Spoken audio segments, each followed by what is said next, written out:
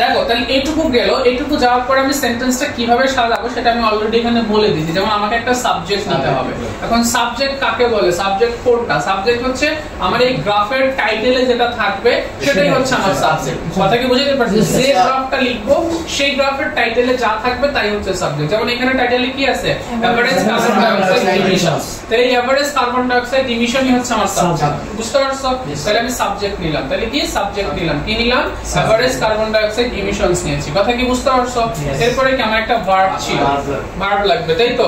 Verb তো আমি তোমাকে প্রথম সেন্টেন্সের জন্য কমন করে দিছি। কি? স্টুডেন্ট। এই স্টুডেন্টটা কি? ভার্ব। স্টুডেন্ট কি বলো?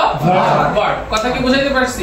এরপর আমি কি একটা প্রিপজিশন নিয়েছি। এখন প্রিপজিশন কি? যে অ্যাপ্রক্সিমেটলি প্রিপজিশন। এরপরে কি নিছি? ফিগার নিছি। কি নিছি? ফিগার। ফিগার কি? যে এই যেটা কততে ছিল, কত মেট্রিক টন বা কত পার্সেন্ট বা কত নাম্বার বা কত কিলোওয়াট কত মেগাওয়াটে ছিল সেটাই হচ্ছে ফিগার। কথা কি বুঝতে পারছো?